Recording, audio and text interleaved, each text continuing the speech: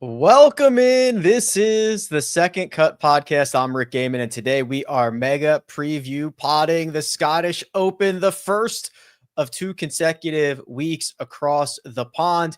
We've got your storylines. We've got your best bets. We've got your shenanigans. Mark Immelman is here. Hello, Mark. Speaking of shenanigans, I realized this morning I need a visa to get into the United Kingdom. Thankfully, I did the application, and then I get your application will be reviewed in 1 to 3 business days. I'm like, oh shucks, I travel tomorrow. Well, thanks to the good folks there in the United Kingdom, I just got my visa, so I'm good to go tomorrow. Good news. Wow, you've got a lot of pull in the UK. You didn't even know it. They think I'm Trevor. There you go. Sometimes that comes in handy. Greg Ducharme is here. Hello, Greg. It's like we're sitting here with royalty. I mean, is that like a common thing? People know they need a visa, or is it because you're going there to work? Like if I wanted to go to Scotland tomorrow to play golf, I need more than a passport. You need a visa now. Yeah, it's new rules. That's what caught me unawares. And we got an email, but as you guys know, I'm notoriously bad at checking emails. Mark is the absolute worst at checking emails, and he insists that Gmail is conspiring against him. It is. Gmail doesn't work. Anyhow, so Craig Capano, if you're listening, thank you. He said to me, have you got the app? I'm like, what app? He said, there's an app to enter the United Kingdom. So we're on the golf course at the John Deere. He goes, yeah. And he helps me download the thing, because I'm old school that way. And so I download the thing. So I'm like, oh, shucks, I got to do this. So I do it this morning. And you got to take a picture and passport and the whole thing. And then I get 1 to 3 business days. So thankfully we're here. I was preparing to watch the Scottish Open from my couch in Columbus, Georgia. Yeah, that is, I guess it is relatively new, Greg. So, we needed a visa when we went to Australia. Just, I don't know what it is. Like, it's like a tourism visa. I think it's just a way to get 25 extra bucks out of you or something like that. But yeah, you need like visas. I don't know if that's every country, but yeah, it's a thing. It's crazy. That's why I stayed right here in the US. I mean, I used to be able to get in the car, drive up to Canada. A driver's license was recommended. You didn't need a passport. That's for sure. Now you need, just to get on an airplane and fly domestically, you need a special star on your license. Things are tightening down, and I don't like it. Are you doing some Illuminati thing by having a clock directly over your head? Are you making a time zone statement in this frame right now? Well, you can make of that whatever you will, but I don't mind it. I like the background. Okay, the time is the time. This time is wrong. I'll do. It is wrong. It says it's well, I guess 11, I don't know what time zone you're in, but 11:08. I don't think it's 11:08 wherever you're at. I am in the Eastern time zone. So it's 5:03. Yes, okay, but that is way off. The cool thing, I thought this was marketing because, every watch company or clock company, when they market themselves, the hands are 10 and 2 for the smart face. And when Greg clicked on it, was 10 and 2. I mean, look at this guy. I mean, this is a professional at work. That's exactly what he is. This ain't no hobby. Yeah, exactly. That's amazing. So well done, gentlemen. Well, listen, I'm about to get my sleep schedule in order. We're going overseas for 2 consecutive weeks. We're going to start with the Scottish. This is a co-sanctioned event. So there's actually 2 co-sanctioned events this year between the PGA Tour and the DP World Tour. This event, the Scottish Open, and then the ISCO Championship. And Mark, we'll start here. I find it interesting. This is a cool field because you get like a lot of guys from both of these tours. I feel like there should be more of these. I like the co-sanctioned nature of this. It's almost like having a world tour, but still being on their own separate circuits. Well, yeah. I mean, these opposite field events and the co-sanctioned stuff.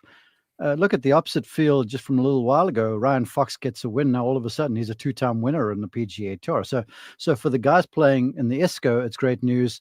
But for this event this week at the Renaissance for the Genesis Scottish Open, it is deep and it is strong. I mean, the strength of this field is way up there from what I've seen. And yes, I'm super excited because Carl Paulson yesterday morning on the trip home from John Deere, we're in the airport for the 6 a.m. flight.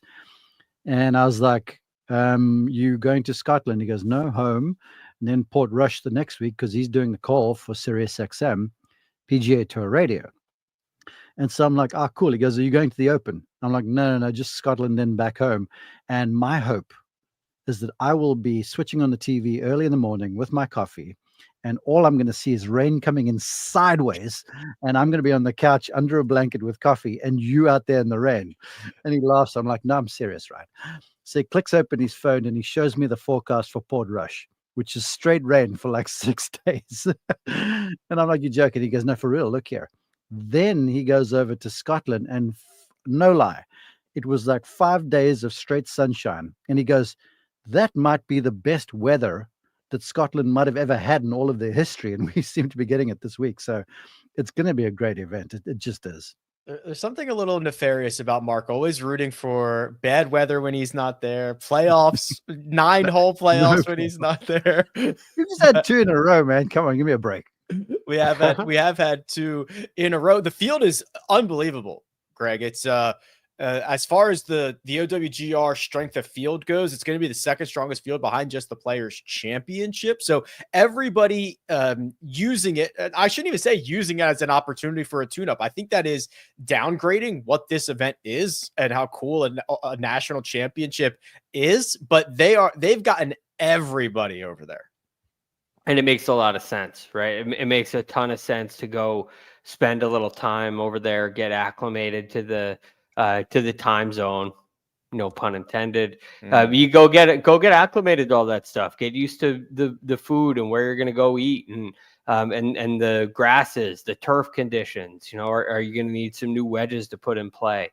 Is there any kind of grind you got to do with your irons? Like that happened to Collin Morikawa a couple of years ago before he won the Open Championship. It's a really important trip, not just to get ready for the Open, but it's an opportunity to play links golf, which it does seem like most of the American players really appreciate links golf. Not all of them do very well on links golf, but they certainly appreciate it. Let's talk links, Mark. This is a different style of golf. America plays golf in the air. Most of the rest of the world plays golf on the ground. When I say links style golf, or when people tune in at 2 a.m. on, I guess that would be Thursday morning, Wednesday night into Thursday morning, what are they going to see that is so different than golf courses here in America? Well, all the links purists will tell you that the Renaissance Club is not a true links. It's just up the way from Muirfield, which is probably one of the greatest links there is in all the world. But it sort of feels like Renaissance was built, where a lot of the original links courses just wandered between sand dunes and stuff that were right adjacent to the water. But that being said, about the Renaissance, I think it's great. There are a couple seaside holes down the cliffs, which are beautiful.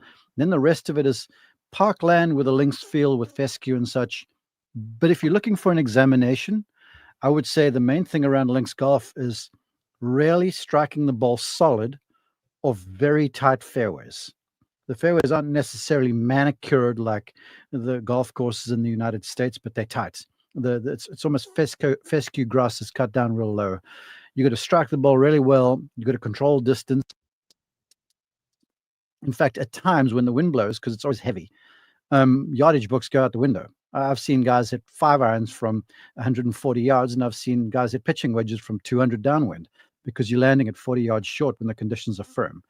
The last couple of years at the Scottish Open, Renaissance has been sort of softish because it's been wet. But this year, it's been very dry from the reports I'm getting on the ground there. They said the golf course is in sensational shape. The weather's supposed to be good. So you're going to see a place where it's kind of, brownish in spots. Frank Nobilo calls it biscuit color. Sort of imagine your biscuit there for breakfast. That's the look. And, big greens, natural undulation, slower greens. It's just all about hitting the ball solid and being able to kind of play golf and not play numbers. That's what it is. Yes, not a TrackMan competition. You've got to worry about what the ball is going to do when it's on the ground. And I can't believe I'm going to say this, Greg, but in defense of the Twitter purists, this was a manufactured golf course. 2008 Tom Doak opened this thing up. So it is not like Mark said, Mother Nature has crafted a lot of the links golf courses in the UK after centuries of erosion and wind movement, all that fun stuff. This was manufactured within the last couple of decades. Yes, which is a rare thing, right? There's not a lot of new golf courses going on in that area of the world. There are so many already. But, I still think that it provides a really nice test for the PGA Tour. We've seen, just like any links golf course, pretty much in the Open Rota or in the Irish Open Rota, as long as it's links, you're going to see a wide range of scores based on the weather conditions. I mean, since they've been at the Renaissance Club, whether it was PGA Tour or DP World Tour, since 2019. So you're talking about 6 years, and winning scores have been between 7 under and 22 under. Right? So a really wide range of potential winning scores. It can play very gettable, and it can play brutally difficult. So much of it just depends on that weather. I think this year it's looking like we're going to have a little more of the little more scoreable, because it is going to be dry, to Mark's point. At least it looks that way now. Winds, aside from Thursday, look to be very calm, kind of freakishly calm for that area of the world. So we may see some low scores this week. Yeah, with that wind, just wait 15 minutes. It'll be like the John Deere last week, where I got drenched, then dry, then drenched, then dry, all in one afternoon in 3 hours. That's sort of the thing. And I do want to say this real fast, because I'm kind of glancing at the chats. The east coast of Scotland, like if you want to go on a boys trip for golf, we stay in North Berwick, which is the coolest little town. The golf course North Berwick is sensational. I mean, in terms of links, that's the one you got to play. Mm-hmm. The greens look like they're straight off Mars. It's crazy. It's like Mother Nature designed those. Then just up the way is Muirfield. Then you got Kilspindie and all these cool places around there. And then up the coastline, you got St Andrews, and you've got Carnoustie. So it's just a wonderful spot for golf. And I almost get the sense that the golf course is going to show off its true colors a little bit, pun intended here, because when it gets firm, to Rick's point, ball gets to moving on the ground. And this links, as far as I've seen, I've been to Royal St George's, I've been to St Andrews, I've been to Carnoustie, I've been to Troon, I've been to Birkdale. I have not seen Portrush. I've not seen Hoylake, Royal Liverpool. This one has more elevation change than most. Like I say, most of them are quite low lying between big sand dunes. Where over here, like a hole like number 8, the shortish par 4, it's got this big hill you climb. And then 11 sort of goes up this long, slow hill. And then you go down into like a cliff seaside, and you climb up a big hill. Another way to play another downhill par 3, 14, which has got a wall right between it and the 12th green. So it sort of feels like North Berwick in a way, but there's a lot of undulation change. So as a result, when you're playing from high ground to low ground, the wind's pumping 40, that's what makes it really hard. But to your point, Greg, even though the ball's moving on the ground with the undulation, I feel like it'll be kind of, the fangs will be dulled a little bit, and scoring should be pretty good. The venues, or at least some of the venues that Mark rattled off, obviously part of the Open Rota. One of the others part of the Open Rota there is Royal St George's. That's where Collin Morikawa, Greg, got his victory. Collin Morikawa back in the news. He has a way of doing this recently. This time, positive, I would say. Him and Billy Foster linking up for the next 2 weeks. Billy Foster was on Matt Fitzpatrick's bag most recently. They won the U.S. Open together. Billy Foster's been around a long time. He's been on a lot of great bags. He is going to try to shepherd Collin Morikawa around the UK. Yes, and look, it's at the very least an experienced caddy for him. It's like a 2-week trial. I'm not sure if that's an awkward kind of thing or a positive thing, but look, it is more positive news than we've had in the past couple weeks with Collin Morikawa. And I heard something really interesting from Morikawa at the Rocket. It was at the Rocket Classic. I think he said it to Amanda Valionis. I feel like I'm hitting a draw right now, but you got to play with what you got. And I'm kind of like, all right, maybe he's figuring out that he just needs to play, because even if he's not feeling good enough, he is playing good enough to beat everybody. So perhaps that gave me a hint of optimism with Collin Morikawa going forward. I like the way he's played here before. So I'm more optimistic this week than I've been. I don't know Billy Foster, Mark. I can tell you what I think of him as an outsider. I think he is a rugged, burly man, old school caddy who might slap Collin Morikawa around a little bit. I don't know. Am I heading down the right path here? You pretty much hit that on the nail on the head. I know Billy Foster well. I know Billy Foster when he was like a teenager caddying for Sevi Ballesteros. So he's seen the comings and the goings, man. And he's grizzled. He's typically English. He's sort of, Midland Englishman who calls a spade. And he doesn't suffer fools lightly. And I feel like for Collin, this may be exactly what he needs. When it gets a bit pouty or whatever the case might be, just get a little slap around the gills and say, sunshine, let's just go and play golf a little bit and let's see what's happening. So it could be good. The word from inside the camp that we've gotten is this is a 2-week deal. It's not necessarily like a trial period or whatever you want to call it. It's 2 weeks. Now, look, if Collin plays well and maybe contends or wins one of these next 2 events, it could turn longer. But as far as I knew, Billy was kind of done with golf. It's been a long career and there's a lot of miles on those tires. So I think it'll be a fun trip. It'll be fun to watch. I've seen Billy Foster with Matt Fitzpatrick at times when Matt's been standing there with the arms waving in the air and Billy would just pick up the bag and walk, not even listen to the guy. So it's going to be a fascinating watch. And I'm actually kind of hoping I have Morikawa in one of the next 2 rounds so I can see actually how it's going to transpire on the golf course. Because Billy he's a great caddy.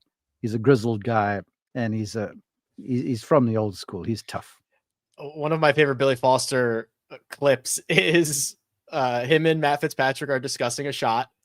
Matt's getting ready to go. Matt asks another question, and Billy just goes, "Okay, now on with it." And Matt's like, "Oh, sorry, I apologize. I was going to ask you one more question, but I guess I'll just go now." So that is going to be different than some of the other voices Collin's had this year.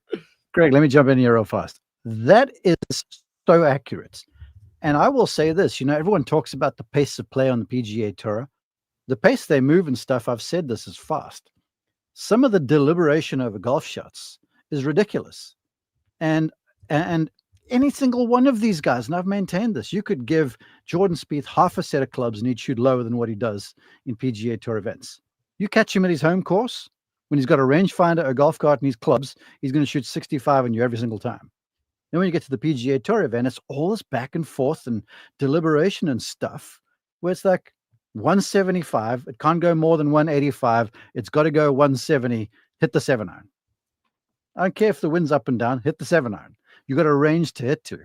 Where these guys are making too much of it, and maybe, just maybe, with Collin, who likes to talk between shots or before shots, where Billy's like, hit it, let's go. I'll see you on the green. Yeah, it'll be interesting to see how those two interact. Let's get them in featured groups. Let's get them all mic'd up. Let's do all the fun stuff so we can see it. Rory McIlroy, Gregors.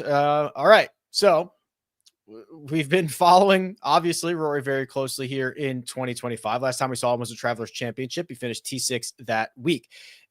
We are now in the stretch of golf that if motivation was a problem for Rory, if it was, no more excuses now. You get to play the Scottish Open. You get to play Royal Portrush at home. This is the time where we should be expecting, am I right, an absolutely engaged Rory McIlroy. Yeah, this should be as engaged as before the Masters. Should be.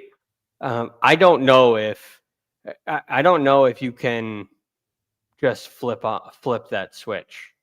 I don't know if that's possible. And that's the one thing that's given me a little concern. If it is possible, then Rory will have that switch flipped, because it does on paper mean a lot. And there's no doubt he wants to perform well next week in Northern Ireland. But look, it's a hard thing to do, right? You got to go in. What he did last offseason was go into a simulator, lock himself indoors, and go hit balls without even seeing the ball flight for 3 weeks. Is he doing that in the middle of the summer after winning the Masters? I would say probably not. So I'm very curious to see what we get. I'm optimistic because I do think we saw a better performance out of Rory at, believe it or not, the U.S. Open and the Travelers after an abysmal Canadian Open. So maybe things are turning in the right direction for Rory. Well, the last 2 years here, Mark, if those are any indication, it's going to be a lot of Rory McIlroy in contention. Remember, he nabbed this from Robert MacIntyre 2 years ago in 2023, steals it late with one of the best shots you've ever seen and wins that golf tournament, finishes T4 last year. Your expectations for Rory McIlroy over the course of the next week or two are what? First off, I got to see that 2-iron he hit with my own 2 eyes. Yeah. It was one of the best shots I might have ever seen. And that came right after Bob MacIntyre hit a 3-wood from the left rough to about 5 feet for birdie. Which was about the second best shot you've ever seen. Yeah, I was on the call for that. To Rory, though, just to backtrack a little bit and set it up, I had him in the final round at the Travelers. And there were 1 or 2 sort of silly-ish mistakes, but pretty much by and by, I thought the game was trending in the right direction. And he shot some round in the mid-60s and ostensibly had a chance to win with a quick finish, which he didn't get. And down 18, he's hit a tee shot way left, and they're waiting for a ruling, both him and Harris English. And they had a scoreboard in the way. And he's just standing there kind of leaning against the, like the whipping from one of the like gallery stands or whatever. And he's sort of just gazing at me, and I smile. I'm like, what's your plan next few weeks? He goes, flying out tonight, going to London. They got a new place over there. He goes, I'm going to take some time off, kind of rest a little bit, and then start preparing. And that's exactly how he said it. He goes, I'm going to rest and then start preparing. So I think I'm expecting a rested Rory. I think I saw, I don't think, I saw Rory who looked like he got the bit between his teeth at the Travelers in the final round when he got a sniff of the lead. You know, Rory battling cuts was like, I don't need this kind of deal. But when he was in contention, you could see the juices started going. So now he knows what was going on under pressure when he was in contention. He's worked on that. Greg, I'd love to see him go back into his room and just hit balls without seeing where the ball goes and just tighten up the golf swing. But I feel like he's going to be ready. Because the one thing about links golf, you don't play golf swing there. You just don't. Because you got to create shots all the time. It's rare that you will have like the stock 7-iron, or it's rare that you can just step up there and blast one off the tee. There's always something you've got to make, even though the conditions are nice. So I think he's rested, he's ready, and I feel like a place where he's been somewhat successful, pretty successful. I think it's going to be a good week. Is that a benefit, Greg? The idea that you have to kind of engage more on every shot, and there is not just a stock 7-iron sitting out there? Can be. Yeah, it can be very helpful. I think it's brought a lot of guys. Look, I was looking at guys that are the best links players in this field when I was doing my preparation for this. And I was looking at guys that, who are the best performers at the Open and at the Scottish Open. I left out the Irish and the DP World Tour events on links just to keep it to kind of PGA Tour guys.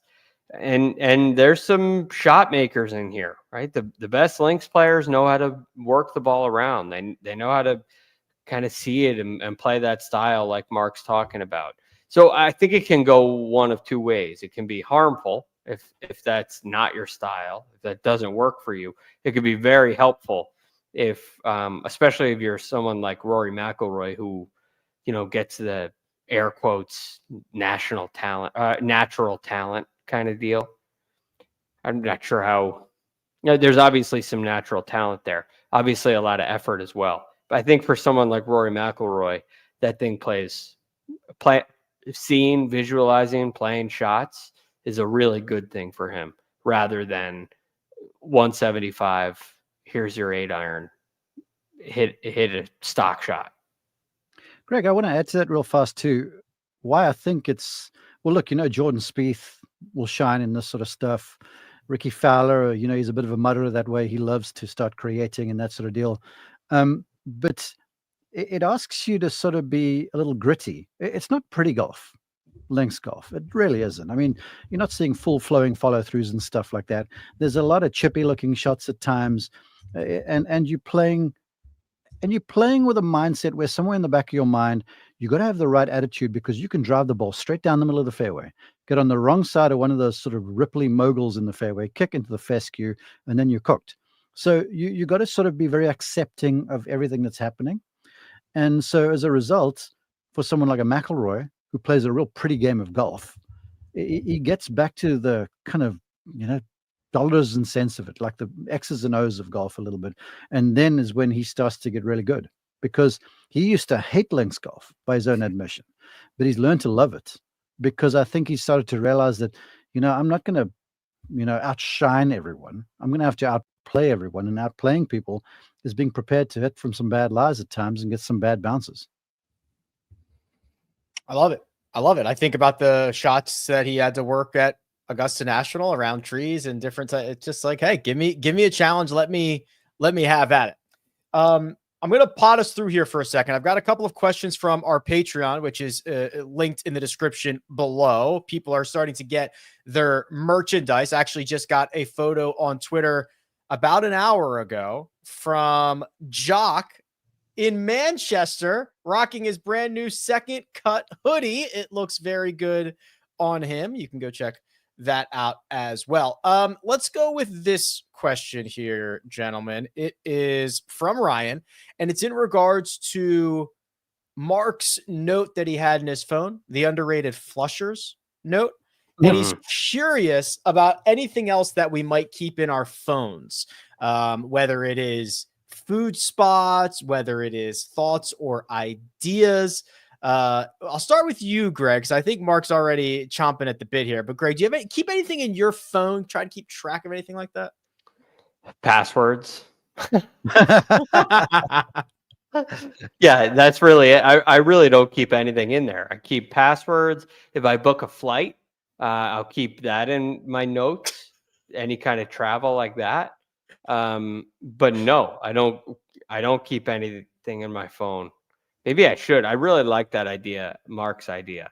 But I carry around multiple notebooks, and I write stuff on paper. All kinds You're of like stuff. An 80-year-old man. Yeah, I guess keeping passwords in my notes on my phone and writing down notes on paper, even scrap paper, which you've seen, Rick. I have seen. It's a sight to behold. He just has loose leaf everywhere, and he's got notes, and they're not even like lined in the way that he always uses them. He'll do the lines himself and make the tables and the grids. It's insanity is what it is. Yeah, I have some. I'll show you right here. This is like a sheet. I don't know if you. There you go. Hold Yeah, on, I got a couple on that. There you go. Yep. So that's like one of my sheets. And look, this one's not scrap paper, so it's double-sided. Normally it can't be double-sided. That one's double-sided. The reason I do that is I like to spread single sheets across a desk, and then I have access to all of them. So, but no, nothing goes in my phone. I'm a little envious of Mark though. Mark, I imagine that underrated flushers is not the only thing that lives in there. I do have, me, I like good words. Mm-hmm. I like people with choice vernacular. And there's, when you hear a great announcer or you hear a very smart person speak, not too much of it, not like certain folks we kind of know on other golf stations, TV stations, where it seems like they've read the thesaurus and just want to get all these words out. But I think the choice use of words at times is really attractive to me. And so when I hear something, I notarize it. And there's one that I heard like way back at a Lynx golf event by Peter Ellis, who is like the doyen of golf announcing, legend. And he described one green one time as if he said, there are all manner of nooks and crannies around the place. And I was like, yes, I'm going to use nooks and crannies when I get the chance over the weekend in Scotland. So yeah, I've got a lot of terms that I feel like are very cool sounding. Might be onomatopoeia or like alliteration and stuff, but nooks and crannies and that sort of stuff. I keep notes on that. Wow. That's good. That's really good. There's a word. Owning your There's a craft. word, dexterous. Like Dexterous? Dexterous, yeah. As opposed to ambidextrous? Yeah, well, if you're dexterous, you're tactile. You got a great use of your hands and a lot of skill. Dexterous is a good word. Wow. That is a good word. Well, Yes, you calling a shot malnourished has made its way into people's that. brains for sure. I did that. There was one time I talked about a shot being sauteed. And it became a meme. Here's one. You could use this in the United Kingdom. He's in a bit of a quandary. Oh, bit of a quandary. I think I've heard you say that before. Here's a cool sounding one. Bamboozled. Just like to say that. That is good. Don't spoil all of these. Save some of these so that you can surprise us with them on the. We'll be listening, and I bet will ask you, is that in the notes? Is that from the notes? Yeah, that's good. The only thing I do. If you want to see, can you see? Can you see it? Hold on. No, you can't see. Well, forget it. Well, there we are. It's too bright. No, too bright. Yeah, no. white screen. The only thing that I have is I'm a Google Maps power user. So like I save tons of locations. So really, yes, places that I've been to, places that I want to go, every city. So like before I go to Florida for PGA Tour Studios or whatever, I'll go and I'll find like the best restaurants or places that I want to see, and I'll put that in there so that when I get there, I have it. So now, like when I zoom out, I've got like you can see every city, all my little markings on there. That's insane. Add to your list for Ponte Vedra. Go down the road a little bit, down A1A. Go to Pacific Asian Bistro. If you like sushi, that place is sensational. It's on my list of places to stop. Okay. I got it. Okay, I got it. I just saved it. It's now on my list of my Ponte Vedra list. And so then I do this. So then I cross it over to my sushi list. So I've got like location and then category. So you can be in two places at once. So you could fall on the sushi list. So if I'm looking for sushi, I can see all the sushi spots, or you can just be on my what city am I in list and then just see all my spots. Okay, well, then you must make a list now of what you have at said places. And there's a thing called the Green River Roll. Do it. You're welcome. I see it. Green River Roll. Yes, it is. It is in the, someone has posted it in a photo of it. And yes, it is highly rated and it looks very good. You are welcome. Thank you very much. I will mark that as well. See, it's helpful, Greg. You just have access to all this, I get it. I don't know how to do it. But maybe it's something I should look into. We got time. All right, gents, let's talk some more names. Let's talk about the Scottish Open. We have the grid for this week. If you've never seen the grid before, you're crazy, but welcome. This is our matchup, our finishing position, and two separate outrights for this week. And I will bring it up on the screen right now. There it is in all its glory. Gregors, you have gone brother on brother. What is your selection for your matchup, please? That is sinful. That pick. That is terrible. I cannot be with that. It's sinful. Okay, sinful. This is Nikolai Højgaard over Rasmus Højgaard. Now Rasmus is the favorite. Mark thinks that he should be, but I have Nikolai preferred. One, I think these guys are I think they're a lot closer than it seems. When it comes to their ability level and ability level here specifically. Nikolai, I think, hits his driver extremely well. I think I value distance pretty high. Rasmus has that too. But Nikolai is extremely, extremely good from outside of 200 yards. In fact, checking my notes, he is, I believe it was 13th. Are you having trouble locating it on your piece of paper? Yeah, which piece of paper is it on?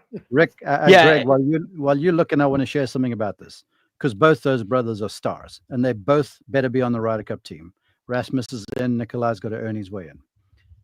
Nikolai is good. Rasmus is good but talented. Nikolai is a better pitcher and chipper of the ball than his brother is. I don't know if that is in your notes. I'll say this though. You talk about caddies like Billy Foster. Well, Gareth Lord, goes by Lordy, has been around the European Tour like forever. And he has worked for a number of stars, Henrik Stenson, Justin Rose and stuff. Now he's on Nikolai's bag. And down in Louisiana, the two brothers are out there together, and I've got the group. And Rasmus hits Nikolai in this bunker down the left side of 12, up against the lip. He's got like 190 yards to the flag. And he's got the lip like 6 feet in front of him, and it's high. Nikolai gets in there and whips an 8-iron off the sand, up over the lip. Flag, he flew it like 190 in the air out of bunker. And I'm like, holy cow. And Lordy picks up the club and he's raking the bunker. And I'm like, man, that was good. And he goes, this is the best kid I've ever caddied for. He goes, this child is what he goes, he brought me back to caddying Nikolai Højgaard. But still, I'm a Rasmus fan. Wow. This child, he said this child. Well, they're young, man. What's their age? They're like early 20s? Nikolai is 24. Yeah, I guess they're both 24 then. People don't realize how young they are. I have Nikolai as 17th on tour from outside of 200 yards, proximity number. Very important number this week. Very good. Yeah. Rasmus is like 23rd. So, I give Nikolai the edge. They're not going to have many of those shots around the Genesis. They're going to pitch more. Who's better around the greens, Rick?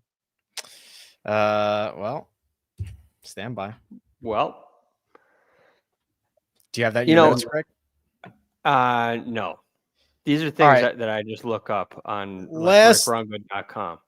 You should. Last 36 rounds, Rasmus is a small loser around the greens. Nikolai is A, B, C, D, E, F, G, H, I, J, K. Probably a bigger loser. He is a bigger loser, yeah. Quarter of a stroke per round. That's pretty bad, yeah. It's recent, though. Yeah. By my eye test, I thought he was better than Rasmus pitching and chipping. Well, you'll see it. You'll see that this week too. Okay, cool. I'm going with Robert MacIntyre, fully engaged Scott over Justin Thomas. I'm laying a little bit of juice on this -120. I am a bit dubious of Justin Thomas's Lynx-ish style golf, and I know I'm going to get 4 very, very engaged rounds from Robert MacIntyre this week. Mr. Mark, what was your matchup, please? I'm going with Adam Scott over Sepp Straka +100. Scottie is the ultimate Lynx player. He should have a claret jug on his mantelpiece, but for falling down at Lytham. Oh, I've been there too, roll Lytham. And Sepp just hasn't been awfully convincing of late, to be honest with you. So I'm taking Adam over Sepp, and I'm pretty confident with that bet. Finishing positions are any finishing positions that we want. We've got 2 top 20s and a top 10. Mark, I'm going to bounce this back to you and let you know that when you texted these in, Armina said, should I keep, it says fairway Jesus. Should I keep that in there? And I said, yeah, just keep that in there. Fairway Jesus. People in the comments, who is Fairway Jesus? And it's a funny story because he should have won at the Travelers. And the joke with me and my own course crew was, look, Tommy just backdoored a top 5 because they're always like, well, there's Fleetwood showing up in the final round to backdoor another top 10. His record around this golf course is impeccable. I'm going to pick him to win at Portrush. He's my pick to win next week. This week, I feel like it's good prep. He's playing beautifully. He's swinging incredibly well. He has not finished outside the top 10 at this golf course. He's been in a runner-up before. And so I feel like a top 10 is easy pickings at +240. That's Tommy Fleetwood, Fairway Jesus, top 10 +240. I went with Aldrich Potgieter, top 20 +330. T6 win, was playing well before a very bad Saturday. Withdrew. This golf course, I think, helps with distance. I think we got him ready to rock and roll here. Chance to buy a little bit low at +330. Mr. Greg. Oh, this is a name that has not appeared quite often on the grid. What'd you find? No, I don't think it's appeared all year, but it's Matt Fitzpatrick for a top 20 at +190. I think Matt Fitzpatrick's found something with his golf swing. He finished tied 17th at the Travelers, tied 8th at the Rocket. His performance off the tee has been much better the last couple of weeks. And also with his iron play, going back into probably April, he's had some really nice weeks with his iron play. And this is a play he lost in a playoff to, I believe it was Minwoo Lee on the DP World Tour. He finished tied 6th here the next year. He's a pretty good Lynx player as well. So I like what I'm seeing out of Matt Fitzpatrick. I think we're trending in the right direction, and this is a way to almost buy early. Yeah, getting in on Matt as he's on the way up here. Winners. 2 separate winners. We've got both the with and without market. The without market is not just Scottie this week. We'll get there in just 1 second. Mark, your 2 outrights, please. I picked these because I'm not very imaginative, honestly. But really, both of them have won this event in recent years. I'm going with Rory, and I'm going with Bobby MacIntyre. First off, MacIntyre in Scotland is a force. He truly is. Something about him, it's like he channels that inner Braveheart and just finds a way to play well. So I know he's going to be a factor. Rory, I saw enough at the Travelers in the final round to believe that he's got stuff organized. And with some time off and with some time to work on the game and stuff, sort of uninterrupted, I'm sure, of his own time, I feel like he'll be ready. So McIlroy and Bob MacIntyre for me.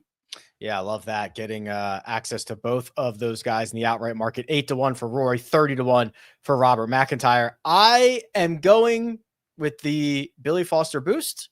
Collin Morikawa plus 2,500. He's been playing well enough. He's putted well here in the past. I think he needs a new voice, and I think Billy Foster might be the voice that he needs. 25-1. Greg, you and I have the same golfer here. We have taken him in 2 different markets. I took him straight up, 40-1. You took him without Scottie, without Xander, without Rory. Tell the people who our pick is. Yeah, Scottie always makes you worry, and when you add Rory and Xander in there, that's nice. And I think it really increases the probability of this happening. So I went with Viktor Hovland, like you, Rick, without Scottie, Xander, and Rory. I'm comfortable with leaving those guys off the table too, like you did. But Viktor Hovland's iron play has been absolutely spectacular lately, really for the last 12 weeks. But he's shown us some really big spike weeks in the last 5. I like that. The other thing I really like is when it comes to the short game, although the lies, like Mark was saying, in the fairway are even tighter than normal, you don't see a lot of guys pitching with a 60-degree wedge off of that stuff. There are a lot more options in Lynx golf, like Viktor Hovland utilized at St. Andrews for the Open Championship. So I think his strengths are magnified and his weaknesses are minimized, which is a really good combination, in my opinion. Very good indeed. And then deeper down the board, also without Scottie, Xander. Also Rory, without. You're nervous about those guys. Yes. Yes, I'm nervous about them. So I went down to Nick Taylor, who I think is just starting to hit the ball really well. I like his style. I think he could work really well on Lynx golf, although we haven't seen a whole lot of it.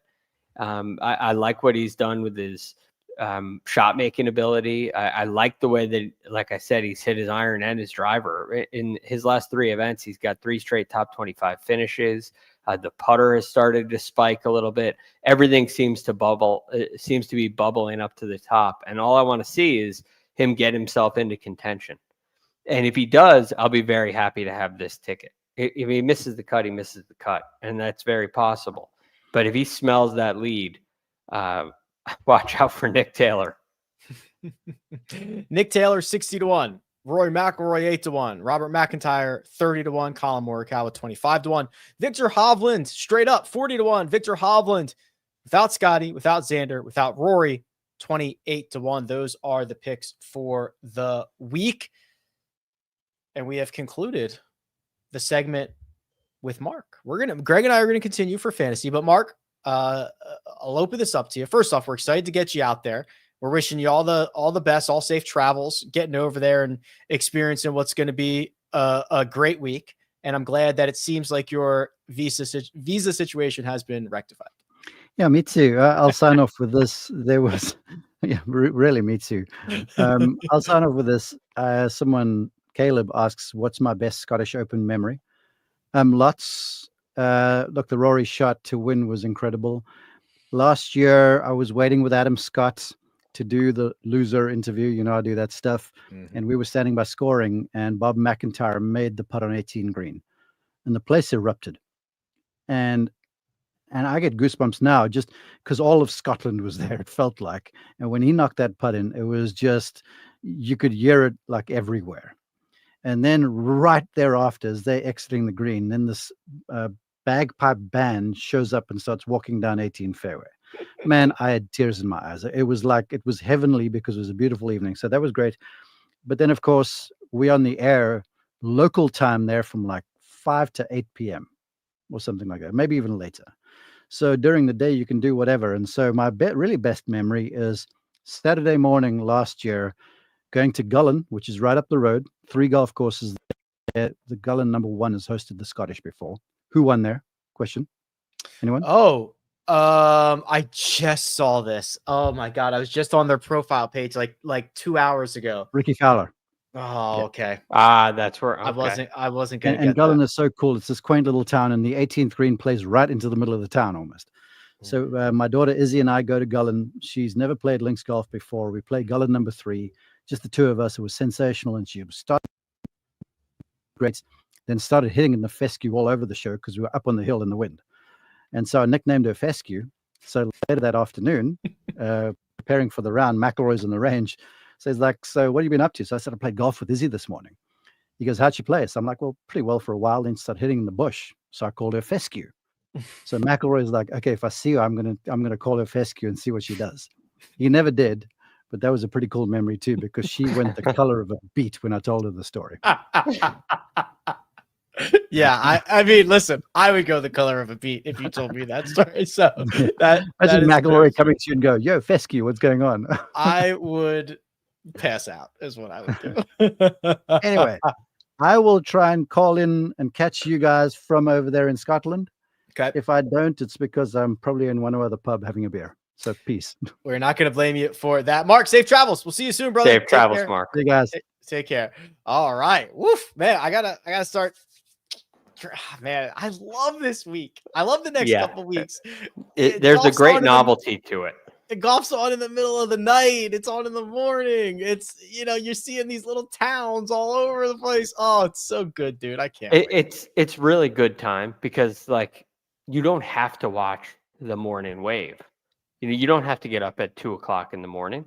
You get up whenever and you watch all morning. There is nothing better. So I'm really fired up and looking forward to watching some solid coffee golf this week. Yeah, it's going to be awesome. It's going to be awesome. Okay, if you haven't seen this before, Greg and I continue to roll on from a little bit more of a fantasy perspective here. So we go through just a handful of golfers that Greg has picked out that we want to have a conversation about. We want to share some more details with. And we start with the guy that Greg cannot live without. I came up with this, and every week I put him on the spot, and I say, Greg, doesn't matter. Just got to give me a name. You got to give me the name. And this week, Greg, you have decided on who? Matt Fitzpatrick. I feel very strongly about that. So I'm really looking forward to it. I like his record here at the Scottish Open. It was tied 6th in 2022. It was tied 2nd in 2021, like we mentioned. 6 straight years here at the Renaissance Club. He's gained strokes put in all of them. And I really have a feeling that this golf swing is coming together. We've seen it improve from struggles to having 2 really good weeks in a row with it. I think it all comes together this week for Matt Fitzpatrick in Scotland. He really has been putting it together. He gained 8 strokes from tee to green at the PGA Championship. He finished T17 at the Travelers, picked up 5 strokes from tee to green there, nearly 12 in Detroit. This is clearly him plugging. There were a lot of leaks There Yes. was just a Hoover Dam level of leakage, and he has started to plug those significantly. And I'm with you here. This is a pretty interesting spot for Fitzy. Yeah, and I don't think he's going to be overly popular. I don't think that he's going to be a chalky play at all. So, building a lineup around him, I'm totally fine with. Now, this is a name that I believe we have just set the record on. 50 minutes and 43 seconds. And I'm not sure there was a real mention of this player. We mentioned him in passing because of one of the outright markets, but this has got to be a record where we have not discussed Scottie Scheffler, the number one player in the world and the man closest to Tiger Woods in my lifetime. We have not talked about him for 51 minutes. Would you like to talk about him now? Well, it's there's not a lot to say. It's just that good. Like he's just that good. That's why both of my outrights were without Scottie. I think that if there's ever a time where you can kind of get away with fading him, it's in Lynx golf. I think it randomizes things a little more, and some of his advantages may be taken away. Yet I ran those numbers like I was telling you about, and Scottie's still fourth. Right. Since 2019, the Scottish Open and the Open Championship, he's fourth in this field. That's behind Xander, Tommy Fleetwood, Collin Morikawa. So it hasn't been the best for him, but it's still been better than pretty much everybody else. And he's got all the shots. Whatever it takes, Scottie's got it. So from a fantasy perspective, it's really hard to go away from him. So he has not, he did not play here last year.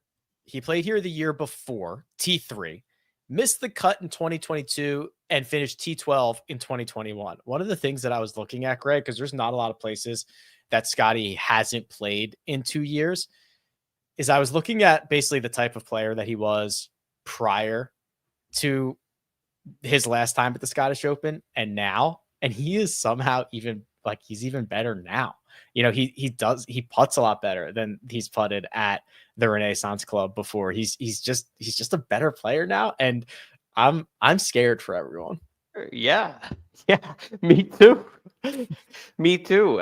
So because we haven't seen him in a little while, I'm not like, it's hard for me to be bullish on Scottie and put him on my outright card. It's not hard for me to play him in a fantasy lineup at all. But he's still scary enough where I don't want to bet against him in any way. So if I could leave him out, like the outright markets, I'll do that. He's that scary. He is that scary. A couple of golfers in the 9K range that I want to dive into more here, and we'll start with Viktor Hovland. And what you were mentioning about him earlier certainly makes sense to me. The approach play has been unbelievable all year long. The 8 strokes that he gained at the Travelers before through 3 rounds before WDing was like 4 shots better than anybody else in the field that week. From everything I understand, that was a one-time neck thing that he's just completely fine with now. So I don't have any reservations with Viktor Hovland. How about you? None. Absolutely none. This is like you get a knot in your neck right before you go play. It's a terrible situation. It's not a lingering issue. Not a lingering issue at all. So I love Viktor Hovland on Lynx Golf. I think there's, my research on the Renaissance Club says a lot of shots from outside of 200 yards. Okay. Mark was saying it's been really wet in the past, which I remember some wet. I remember some dry as well. I don't think we're going to have as nice of weather as we're going to get this week. I don't think we've had that before, but a lot of long irons. And if that's the case, Viktor Hovland's 10th on tour from outside of 200 yards. But if it's not the case, he's pretty darn good as we get closer and closer to the hole as well. Shorter approach, shorter proximity buckets are just fine for him. So I think Viktor Hovland has everything that it takes to go and really contend this week. One of the most talked about men in golf is Collin Morikawa. He's $9,600 on DraftKings. He has done everything but win. The putter was miserable at the U.S. Open. It was not great at the Travelers. It was slightly below average at the Rocket. And now he's going to get a chance, maybe some slower greens, Greg, a new voice in the ear. You and I are also simpatico here. It's Collin Morikawa season.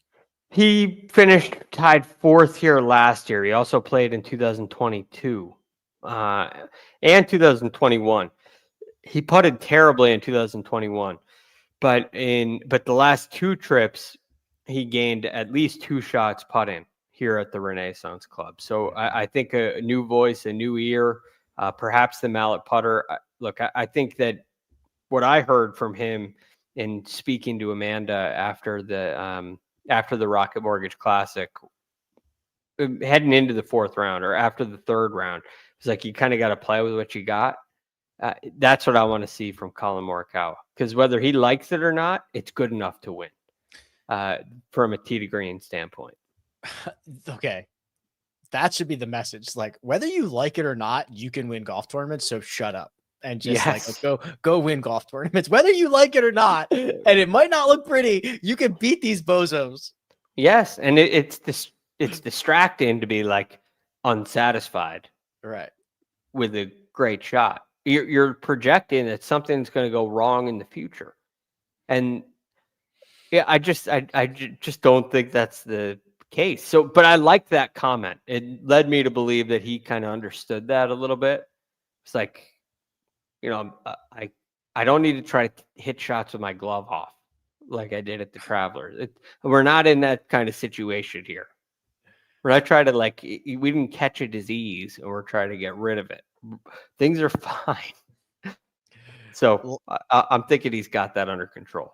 Last 6 rounds at the Renaissance Club, 7 strokes gained with the putter, more than 1 per round. We'll finish off this 9K tier here with our defending champion. And low key, this stat profile is very good. I don't think people would have realized this. It's been a very good run of golf from Robert MacIntyre since the Masters. Missed the cut at the Masters and has not missed a cut since. Starting to put together some really high-end finishes, a T6 at the Charles Schwab, a runner-up finish at the U.S. Open, played well enough at the Travelers. And, of course, we know, this is his major championship. This is his national championship. This is the event that he's finished inside the top 18, 4 out of the last 5 years, including a victory and a runner-up. This is it. This is Roberts.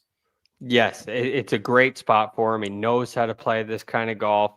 I love the fact that he answered his runner-up to Rory last year with a win. 2 years ago with a win last year. It spoke so much to me. I love the form that he's in. The performance has been spectacular. He's a surprisingly good long iron player too. The last 3 winners when we've had, it was a PGA Tour event, Xander, MacIntyre, and Rory were all inside the top 22 entering from outside of 200 yards. It's another reason I really like it. Bobby Mack this year's 53rd. He was much better last year. He was second on the PGA Tour last year, entering this week. So I think it's another area where there's kind of an underrated strong suit of his that gets put on display at the Renaissance Club. You identified 2 golfers in a stout $8,000 range. One was Matt Fitzpatrick, who we've talked at length about, so I will not ask you more about that. But I will ask you about Adam Scott, who's $8,600, is coming off a T30 at the Travelers the last time we saw him. What do you see in this profile that sparks your interest? Yeah, I'm seeing a guy that's starting to hit the ball like Adam Scott's capable of hitting the ball, which is just fascinating to me. You see the performance with the driver really starting to come around, right? Ever since the Truist Championship, he's gained over a shot and a half in every tournament off the tee. And now the last 2 starts for him, the U.S. Open and the Travelers, you see him gain about 3.5 shots or more approaching the green. The golf swing is starting to come together and it's starting to produce results. The putter has been a little bit hit or miss here and there. He's had great putting weeks and poor putting weeks. But here at the Scottish Open, the last 2 years, he has gained strokes putting. In that second place finish last year, he gained 5 strokes putting. So I think things are trending in the right direction. I tend to agree with Mark here. I love Adam Scott in Lynx golf. The $7,000 and the $6,000 tiers are starting to get to some more potentially unfamiliar names, but I'm not going to go there just yet. We've spoke about Nick Taylor, who was one of your outright wagers. You had him 60-1 in the without Scottie, Xander, Rory market. So let me pull up Ben On's profile here. And admittedly, Greg, Ben On has not been on my radar at this point in the week. So why should I add him to my radar? Well, I think that distance is definitely an advantage on this golf course. Not all links golf, but on this golf course for sure. I also ran kind of like I said, the links test. Who are the best links players over the last 5 years? And Ben On's name popped up. He was 1, 2, 3, 4, 5, 6, 7th best player over the last 5 years at the Open and Scottish combined for strokes gained. That surprised me. So then I started looking more into Benny On, and I think that the driving distance is a big factor in this. His ability off the tee is a big factor. He's been hitting the ball really nicely with his irons, which I'm a fan of. So things tend to click here. And of course, it was the tied third in 2023 that really helped all of his links numbers. But I like the way he's playing right now too. Yep. Mute. Now we start to get into some names that people may be unfamiliar with. And I want to go to Jordan Smith. You might see him listed as Jordan L. Smith. He's $7,300. He's an Englishman. He plays a primarily DP World Tour schedule, Greg. And I've got his results up here. Talk to me about Mr. Smith. Yeah, he's been pretty good. In his last 6 events, he's got 3 top 7 finishes.